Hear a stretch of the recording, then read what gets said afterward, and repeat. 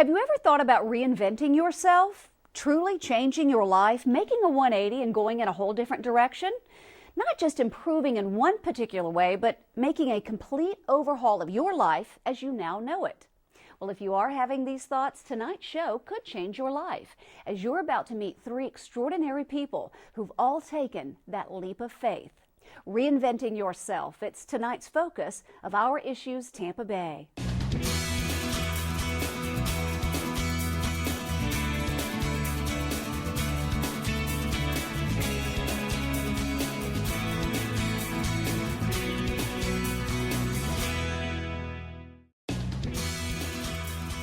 My first guest has gone from corporate to clay, from suits to sculptures, and these days he is happier than he has ever been.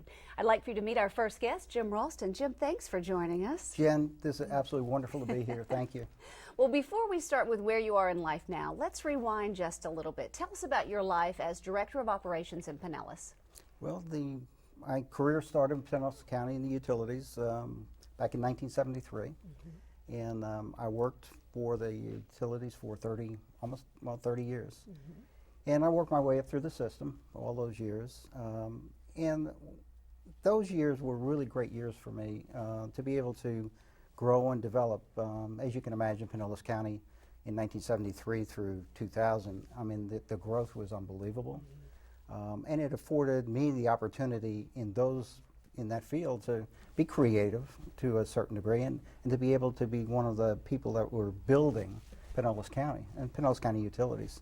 So I really feel very fortunate that although I wasn't really doing art at the time, it did afford me an opportunity to be creative in building the system that Pinellas County now has, a utility system. So it was wonderful.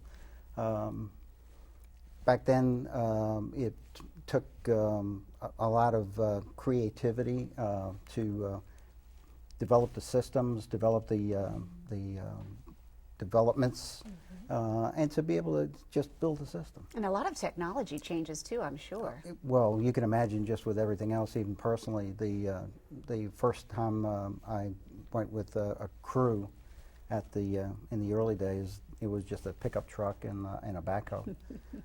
And today, with the amount of development in Pinellas County, it's so densely populated, you can't do the things you did back then.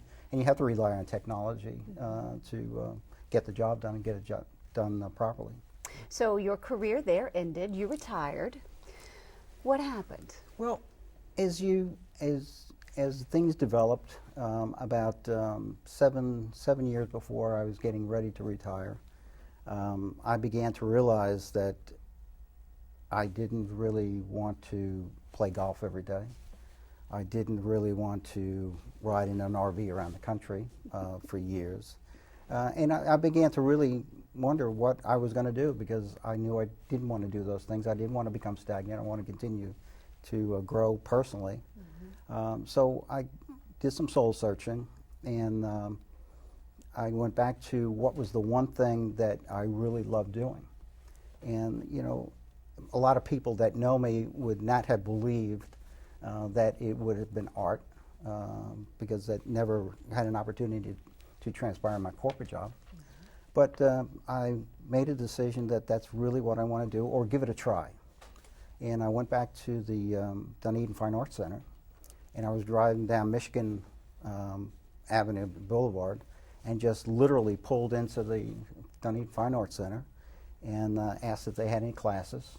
And they had a drawing class that was in a time frame that I could do. And I took the drawing class, and I was pretty good. But more so, I felt like I was relieved, because it gave me an opportunity where I got away from all the corporate, all of the utility things, and I was in another whole world. And it was a world that I really, really loved. Is it freedom? Is that a good word for it? That was probably an excellent word. I was just relieved that it gave me a sense of peace that I was able to do these things. And I had some great mentors at the Dunedin Fine Arts Center. One artist, she actually did mentor me, took me under her wing, and I started developing as an artist, doing the basic drawing, painting at that time. And then I began to realize that I really didn't want to be a hobby artist. I wanted to learn more. So I went back to school. I went to Eckerd College as part of their Pell program and got a degree in visual arts. So that I could learn more about the whole art community. Were you at all hesitant to go back to college, not being in your 20s?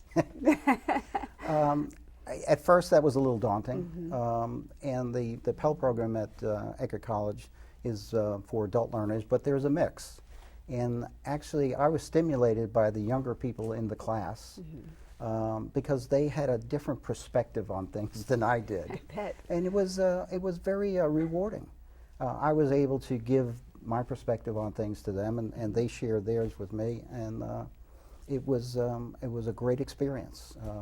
It was one of the things, based on where I am now, that I truly am grateful that I did, was go back and get the degree. It just opened up so many different worlds, both personally and artistically, the art history, to learn where everything evolved from. And now you've turned this into a business. Tell us about that. Yes, I became so enamored with the whole artistic and so free. Once I retired, I was my own. I could do what I wanted. I could create when I wanted. You get into as a creative person, you get into a zone when you're working on a piece, whatever that is, and you could just lose yourself. I can get an idea of something I want to do, and I'll get up at 2 o'clock in the morning, and at that time I just walked out to the studio, and I would be there 5, 6, 7 hours and didn't even know it was daylight, and creating a piece of art. Because you're so happy. Yeah, absolutely. So I've happy. never been this happy. Since I was a kid. For someone watching now who might consider reinventing themselves, advice for them?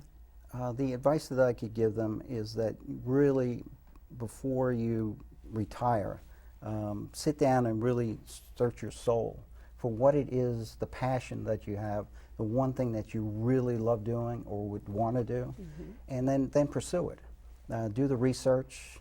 You don't necessarily have to get a degree, but that's not a bad thing either. It is very stimulating, but a plan.